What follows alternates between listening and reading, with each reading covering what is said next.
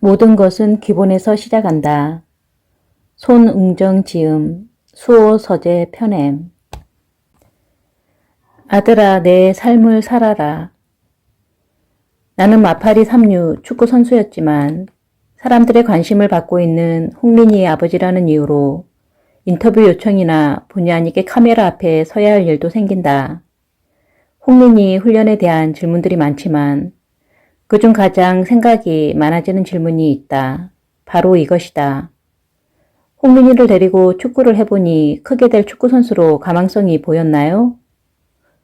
홍민희가 어려서부터 타고난 재능을 보였는지 아버지이자 전직 축구선수로서 그 재능을 발견했는지 그래서 홍민희 훈련을 그토록 시켰는지에 대한 호기심이 담긴 어느 정도 정해진 답안지를 쥐고 묻는 질문이다.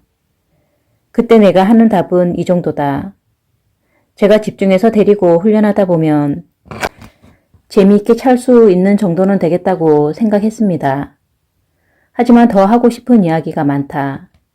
나는 홍민희가 어렸을 때부터 함께 축구를 하면서 이 아이가 커서 축구선수로 성공하겠지, 프로선수가 되겠지, 프로선수가 돼서 어느 정도 돈을 벌겠지 하는 생각을 해본 적은 단 한 번도 없다. 이런 생각은 결단코 해본 적이 없다. 자녀의 운동을 지원하는 부모님들을 곁에서 지켜보면 많이 조급해하고 있다는 걸 알 수 있다.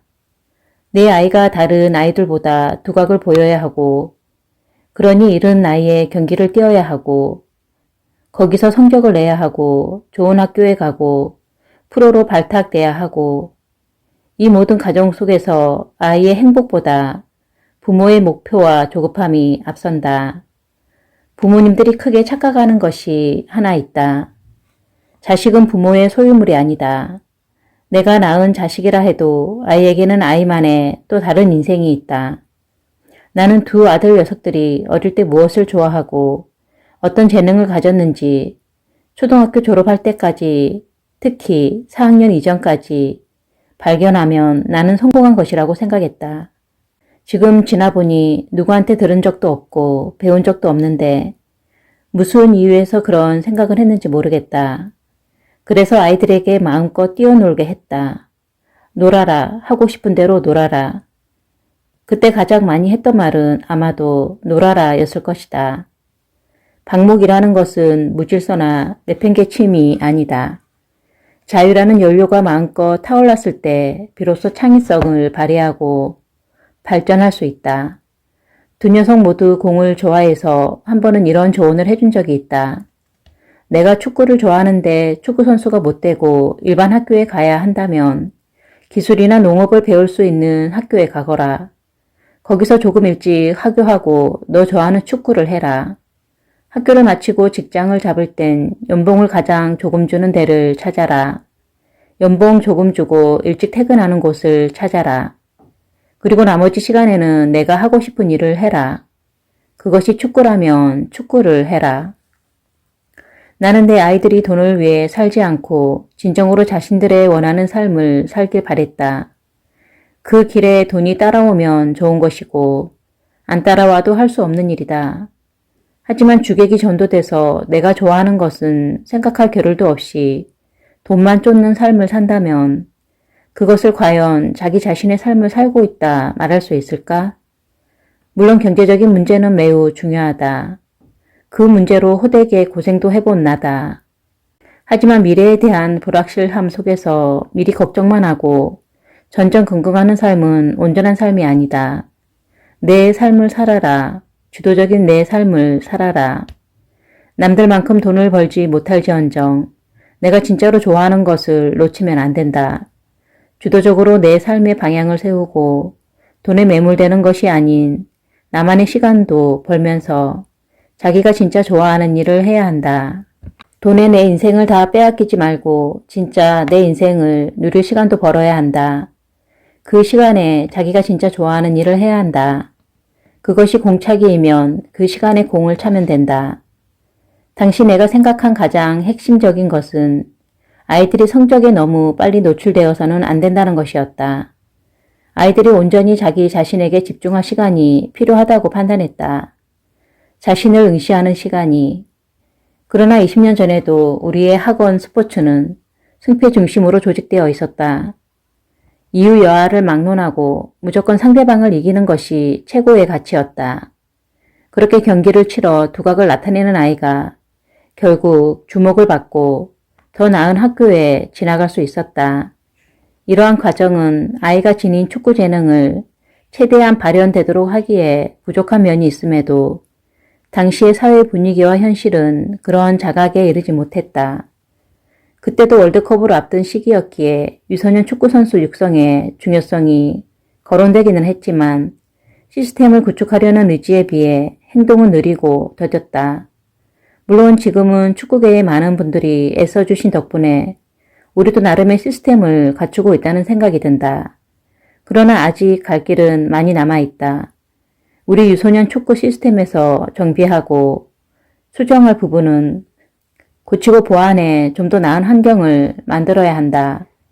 우리 사회의 다른 여러 부분이 그렇듯이 성과 중심의 경쟁 체제에서 탈피하지 않으면 안 된다. 일찍부터 승패에 노출된 아이의 경우 승부욕은 강해질지 몰라도 생각하는 축구, 즐기는 축구를 하기는 어렵다. 자기가 할 수 있는 범위 이상을 하려다가 몸이 상하는 지경에 이르게 된다. 이를 미리 방지하기 위한 노력이야말로 미래를 보장하는 길이다. 유소년기에 아무리 날아다녔다 해도 성인이 된 후에 제대로 뛰지 못한다면 그보다 더 억울한 일이 어디 있을까. 최소한 자기 원망으로 허송세월을 하지 않도록 아이들을 단련시키고 싶었다. 아이들이 자기 자신을 믿고 피치에서 마음껏 뛸 수 있도록 해주고 싶었다. 공을 차는 것을 좋아하는 아들에게 선수로 뛰어본 아버지가 해줄 수 있는 것이 무엇이 있겠는가. 내 마음대로 움직일 수 있는 최상의 몸으로 운동장 위에서 최고의 경기를 펼치는 것. 그것이 얼마나 행복한 일인지 알기에 아들이 축구장 안에서 더없이 행복하길 바랬다. 그걸 돕고 싶었다. 그 이상도 이하도 아니다. 공차기를 좋아한다고 해서 조금 실력이 보인다고 해서 누구나 프로가 되고 누구나 고액 연봉을 받을 순 없다.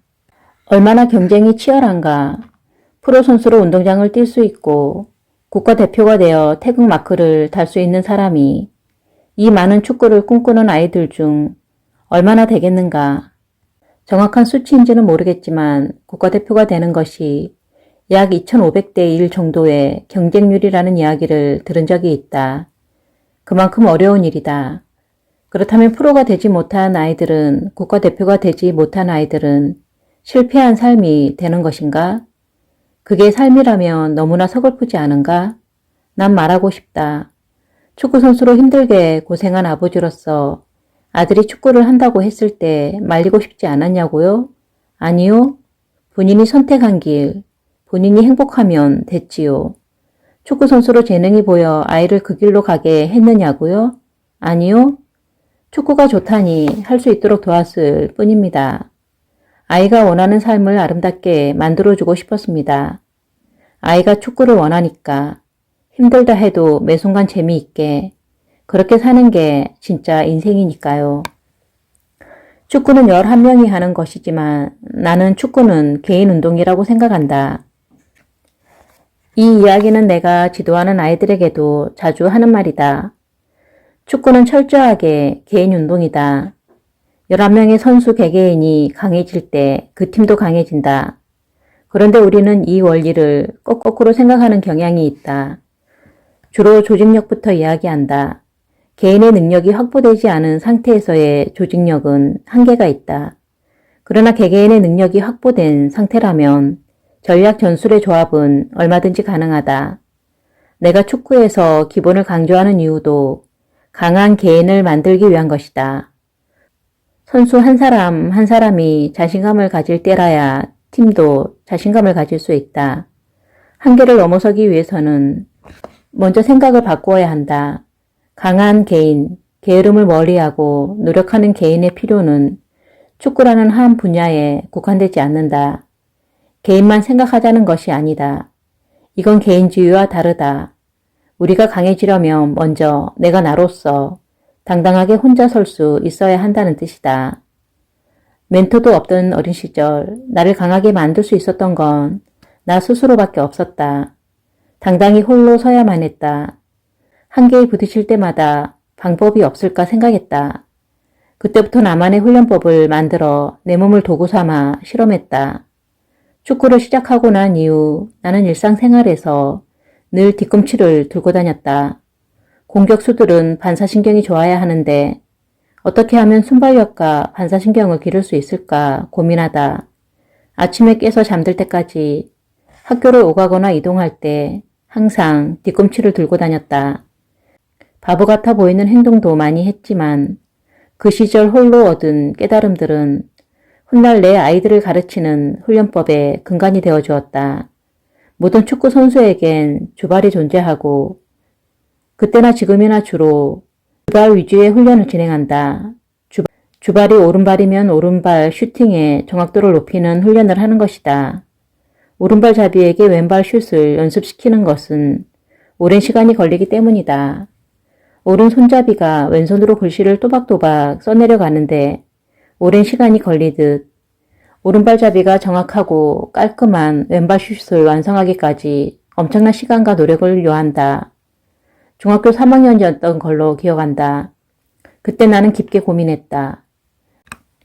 왜 축구선수가 오른발만 써야 해? 발은 두 개인데 왜 한 발만 써야 해? 긴급한 상황에서 바빠 죽겠는데 왜 오른발로 슈팅하기 편하게 만들어 놓은 다음에 차야 해?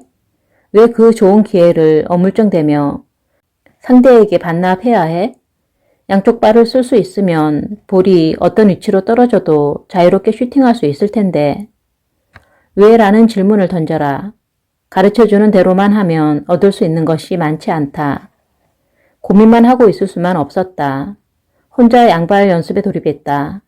내 주발인 오른발이 아닌 왼발의 존재감을 높여야 했다. 본능적으로 먼저 튀어나오는 오른발을 잠깐 멈추고 왼발이 나서야 했다. 고민 끝에 나는 운동화에 앞정을 박았다. 오른쪽 축구화의 텅 위치에 앞정의 핀이 내 발목을 향하게 꽂아 놓은 것이다. 오른발로 슈팅을 때리면 앞정이 내 발목을 찔러버리니 그 고통이 말도 못했다. 그렇게 한번 당하고 나면 오른발을 쓰지 않게 된다. 바보가 아닌 이상 왼발이 나설 수밖에 없다.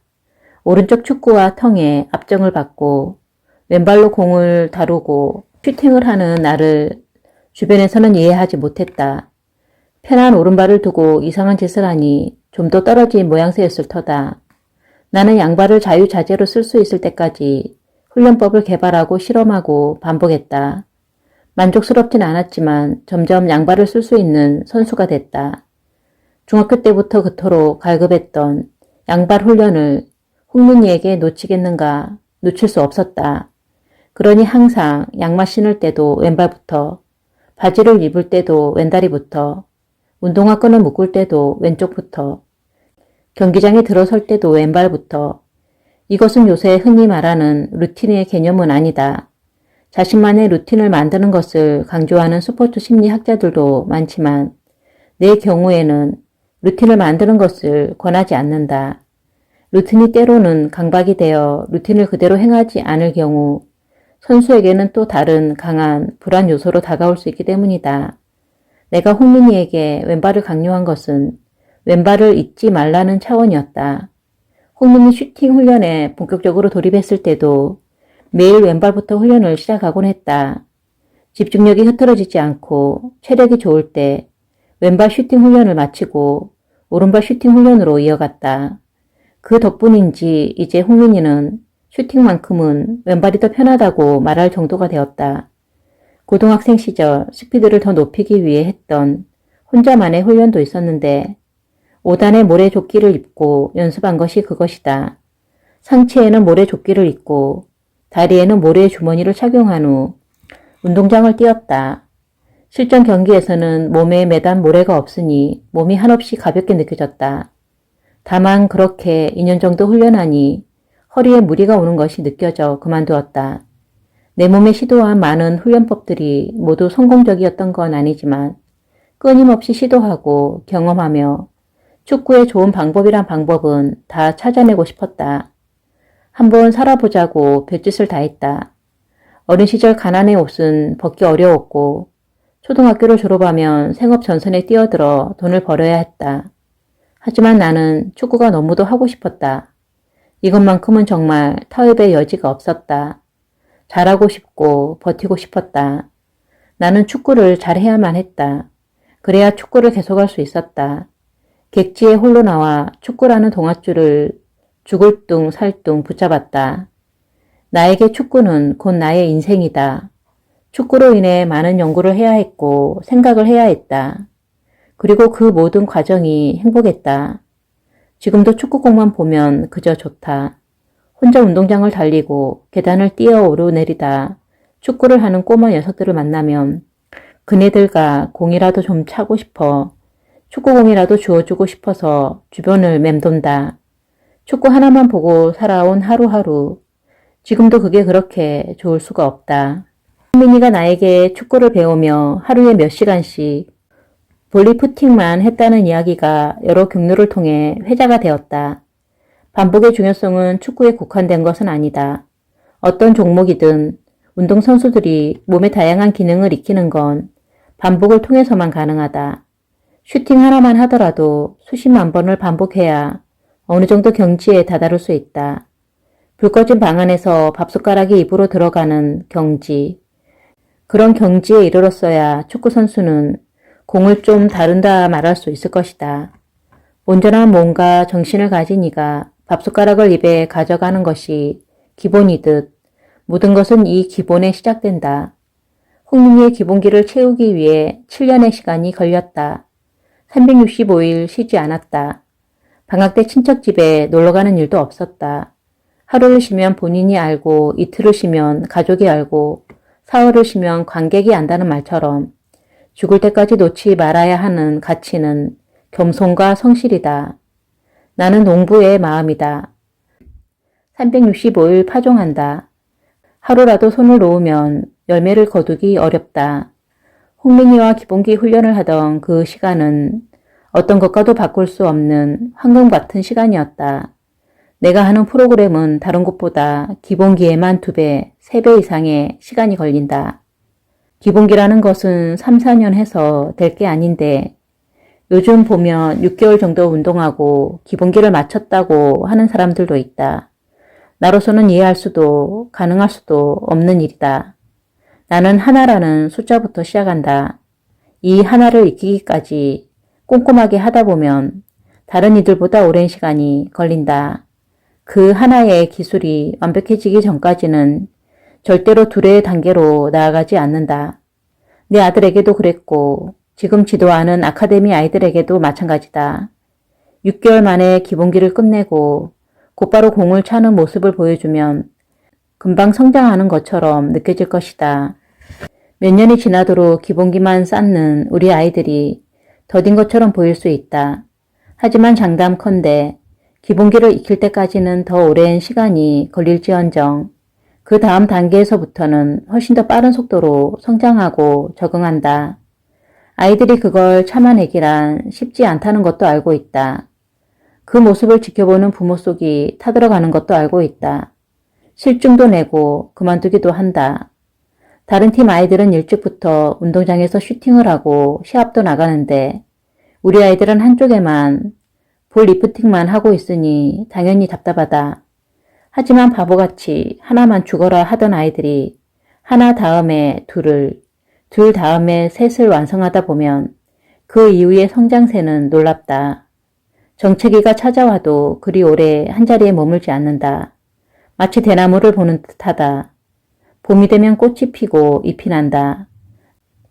이 잎을 내고 꽃을 피우기 위해 나무는 겨우내 땅 밑에서 수분을 끌어올리고 인고의 시간을 보낸다. 아이들은 대나무와도 같다. 위로 뻗는 걸 중요하게 생각하지 말아야 한다. 깊게 파려면 넓게 파라는 말처럼 기본 작업을 깊고 넓게 해야 된다. 위로 올라오는 건 늦어질 수 있지만 이 작업이 끝나고부터는 대나무는 잘 자랄 때 하루에 20, 30cm씩 자란다고 한다. 하지만 일반적으로 우리 풍토에서는 뿌리 작업을 오래 할 수가 없다. 그냥 몇 달만 하고 뿌리가 내렸다고 치고 성급하게 밖으로 내보낸다. 아이의 뿌리가 땅에 굳건히 박혀 있는지 살펴보지도 않고 염두에 두지도 않는다. 나는 강조하고 또 강조하고 싶다. 아무리 시간이 걸려도 아무리 빨리 예쁘게 틔운 싹이 보고 싶다 해도 뿌리가 튼튼한 게 먼저다. 보이는 위쪽보다 보이지 않는 아래쪽을 더 튼튼하게 만들어야 한다. 내 자식을 내가 가르친다는 것은 보통 꼼꼼해서는 될 일이 아니다. 하나부터 열까지 점검해야 할 것 투성이다. 게다가 나는 좀 유난히 좋은 말로는 꼼꼼하고 나쁜 말로는 까다롭다 할 수 있는 인간형이다. 아이들과 함께 제대로 된 훈련을 하려면 챙겨야 할 사항이 한두 가지가 아니었다. 일단 장비가 필요했다. 축구에 필요한 장비란 축구공과 축구화, 그 다음으로 훈련할 수 있는 구장이 필요했다. 아이들이 학교 수업을 끝내고 올 시간에 맞추어 미리 운동장에 나가 흙바닥을 청소했다. 그런 뒤에 상자에서 바람 빠진 공들을 꺼내 하나하나 바람을 넣었다. 홍윤이와 홍민이가 모르는 비밀이 있는데 나는 아이들 몰래 일부러 공을 최대한 팽팽하게 만들어 놓고는 했다. 공의 반발력을 극도로 높여 공을 다루기 어렵게 만든 것이다. 온 정신을 집중해 공을 보면서 정확하고 정교하게 그리고 섬세하게 강도를 조절해 공을 차지 않으면 제멋대로 공이 튕겨나갈 수밖에 없도록 최대한 공기를 주입했다. 지금부터 볼 올려. 그렇게 외치는 순간 아이들은 볼 리프팅을 시작했고 그 훈련을 반복시키기 위해 아이들이 실수해야만 했다. 조그만 집중력이 흐트러져도 공이 튕겨져 나갔다. 빵빵하게 바람을 채운 공은 발의 감각이 항상 살아있도록 도와주었고 아이들은 스스로 그 어려움을 풀어나갔다. 볼만큼 중요한 것이 축구하다. 홍민이는 어려서부터 천성이 착하고 상대를 배려할 줄 아는 아이였다. 무뚝뚝한 아비와 형 앞에서 그나마 상냥하게 말하고 웃으며 엄마에게도 살갑게 대하는 녀석이 홍민이었다. 커가며 없는 살림을 어느 정도 알았을 테니 자기한테 필요한 물건이 있어도 쉽게 말하지 못했다. 축구화를 살 때도 가격이 높으면 주저주저 하곤 했다. 그 모습을 나는 볼 수가 없다. 바로 들고 나와 계산한다. 때로 멍청한 호랑이보다 나가서 쏘는 벌이 더 나아. 만건 쓰자 파장이라는 말이 있어. 시장에 갈 거면 빨리 모자 쓰고 길을 나서야지. 그렇게 망설이기만 하다 보면 찾아온 기회조차 다 놓칠 수 있어. 홍민이가 6학년이 됐을 때쯤부터는 패스와 킥, 드리블과 같은 볼 컨트롤 훈련에 집중했다. 내가 공을 던지고 홍민이가 볼을 컨트롤하며 왼발 킥, 오른발 킥을 반복적으로 하는 훈련이었는데 나는 볼 주러 가는 시간이 아까워 100개의 공을 준비했다. 시간이 흘러 홍민이가 독일 분데스리가에서 뛸 때도 개인적으로 해당 연도 분데스리가 공인구를 20개씩 구입했다. 해마다 달라지는 사용구에 익숙해지고 감각을 익히는 게 중요했기 때문이다. 당시에는 마지막 과정인 슈팅 훈련에 매진했다. 슈팅까지 가기 위해서는 과정이 필요하다. 볼 컨트롤을 하고 패스를 하고 돌파를 할 줄 알아야 한다. 슈팅은 그 다음이다. 어린 나이부터 과도하게 슈팅 훈련을 할 경우 쉽게 무릎이 상할 수 있다. 실제로 성인이 되기 전에 무릎 수술을 2번 이상 한 어린 선수들도 많이 보았다. 만 18세가 넘어 근력 운동을 바탕으로 슈팅을 하면 이러한 문제를 피할 수 있다. 슈팅 훈련을 하다 보면 볼은 골대 맞고도 나가고 운동장 밖으로 튀어나간다. 나는 홍민이를 한자리에 세워두고 사방에 흩어진 볼을 주워 모아놓고 다시 시작했다. 가지고 있던 볼의 슈팅이 끝나면 또 볼을 주워다 놓고 다시 시작. 어릴 때나 성인이 됐을 때나 나는 선수의 몸을 혹사시키지 않는 방식으로 훈련하고자 했다. 훈련을 위해 하는 일이었으니 선수는 훈련에만 집중해야 한다. 축구 선수가 축구에 필요한 체력과 근육 외에는 사용하지 않도록 조심하고 배려하는 것도 지도자의 역할이라 생각했다. 훈련 외의 모든 것들도 지도하는 내가 하면 될 일이었다. 운동장 땡볕에서 훈련할 때는 홍민이는 나무 그늘 아래 세워놓고 나는 반대쪽 땡볕 아래 서서 공을 패스했다. 사람들은 이런 나를 보고 손가락질했다. 엄하게 혼날 때는 아비도 아니야 라며 욕을 했고 또 한편으론 저렇게 혼자 감싸고 돌면서 무슨 선수를 만들겠느냐며 아들을 제대로 교육시키지 않고 품에 끼고 돈다고 흉을 봤다. 집도 가난한데 애들이랑 운동장에서 공이나 차고 있다며 한심한 미친놈 소리는 늘 따라붙었다. 제도권 밖에서 개인 훈련만 시키는 내게 정신 나갔다는 소리는 그나마 양반이었다. 나는 태생이 야인이었고 비주류였다. 또라이, 이다나 취급은 일상이었지만 애초에 내 관심 밖의 일이다. 누구 도움을 받으려 한 적도 없고 누가 괜한 친절을 베풀며 곁을 주는 것도 달갑지 않다. 이제는 아들을 위해 헌신한다고 추켜 세우며 그 세월 힘들지 않았느냐 묻는다. 나에 대해 누가 뭐라 하든 마음에 담아두고 신경 쓸 일도 아니지만 그때나 지금이나 똑같이 말하고 싶다. 내가 가장 좋아하는 축구선수는 손흥민이고 나는 세상에서 가장 행복한 볼보이라고. 내가 아들과 축구를 한 시간은 그 무엇과도 바꿀 수 없는 시간이라고. 나에게 축구를 빼고 남는 게 뭘까 생각해보면 단 한 가지, 책 읽기가 남는다. 축구와 독서, 이 두 가지가 내 삶을 지탱해온 두 축이다. 지금도 나는 항상 책을 손에서 놓지 않으려 한다. 자랑할 만한 일이 아니라는 것도 잘 알고 있다. 배움이 짧았고 그 배움을 채우기 위해 지금도 노력할 뿐이다. 그리고 조금 더 욕심을 내보자면 책 읽기가 내 삶에 가져다 준 혜택을 조금 나누고 싶은 마음이다. 책을 좋아하는 축구선수, 오래전부터 나는 홍민이가 그런 사람이 되면 좋겠다고 생각했다. 지독하게 볼 컨트롤 훈련을 하는 동안에도 항상 책을 읽게 했다. 처음부터 책에 눌려 흥미를 잃지 않도록 내가 먼저 책을 읽고 거기서 좋은 구조를 뽑아 읽게 했다. 1년이면 100권 정도의 책을 읽는데 그중 30권 정도를 따로 뽑아 밑줄을 치고 중요한 페이지를 접어서 홍민이에게 권했다. 책에는 정말로 무궁한 지혜와 지식이 담겨 있다. 서점에 나와 있는 그 어떤 책을 집어들어도 처음부터 끝까지 읽고 나면 그 안에서 배울 것이 적어도 한두 가지는 꼭 남는다. 내 운동을 하고 아이들을 가르치면서 나는 서점에 나와 있는 축구 관련 책이란 책은 다 찾아 읽었다. 축구에 필요한 근력을 키우는 것도 중요하기 때문에 헬스 관련 책들도 안 읽은 게 없다. 내가 스스로 터득해 깨우치는 것도 중요하지만 내가 발견하지 못한 지식과 지혜들을 책 속에서 발견해 익히는 것도 중요하다. 뿐인가 삶의 위기가 찾아왔을 때 삶이라는 해전에서 책은 함선과도 같은 역할을 해준다. 배가 없으면 바다로 나갈 수 없듯 책이 없으면 삶을 헤쳐나갈 수 없다. 적어도 나라는 사람에게 책은 단순한 유의의 도구가 아니라 절실한 생존의 도구였다. 어떤 책이든 공부하는 심정으로 별난 방법을 동원해 읽었다. 내가 책을 읽는 방법은 좀 부끄럽지만 유별나다. 내 나쁜 머리 탓이다. 책 한 권 읽을 때 여러 단계를 거치는데 일단 독서를 시작하면 검은색, 빨간색, 파란색 세 가지 펜을 준비한다. 좋은 책은 적어도 3번을 읽는데 처음 읽을 때는 글자 색과 같은 검은색 펜으로 중요한 대목을 체크하고 메모하며 읽는다. 두 번째 읽을 때는 파란색 펜으로 반복하고 세 번째 읽을 때는 가장 핵심이 되는 내용을 빨간색 펜으로 체크하고 메모한다.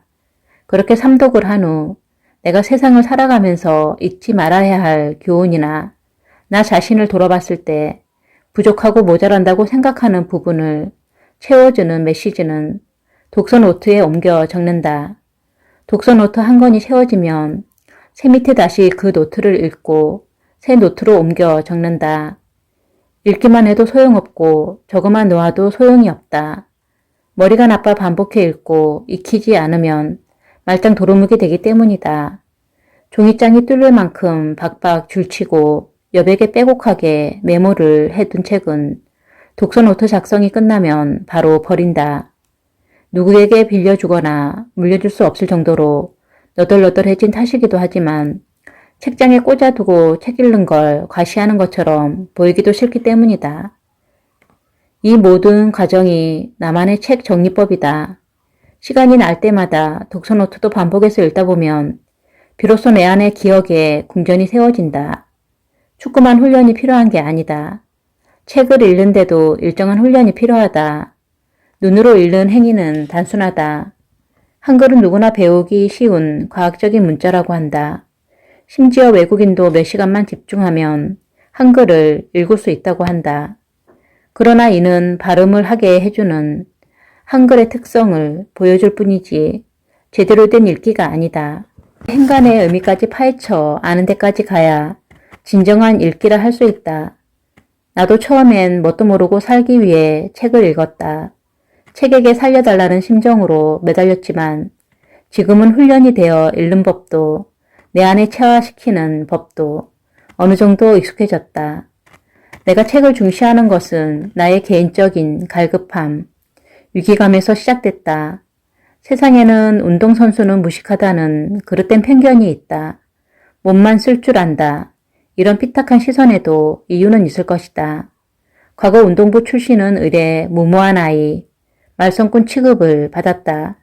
실제로 학교에 가면 오전 수업만 하고 오후는 운동장에서 보내는 일이 허다했고 그나마 책상에 앉아 있을 때도 엎어져 자기 일수였다. 공부는 뒷전이고 운동장에서 놀기 바쁜 아이로 보일 수 있다. 요즘 사람들은 지능과 노력이 있어야 운동을 잘할 수 있다는 사실을 깨닫기 시작했지만 여전히 멍청한 운동선수로 얕잡아 보는 경우가 종종 있다.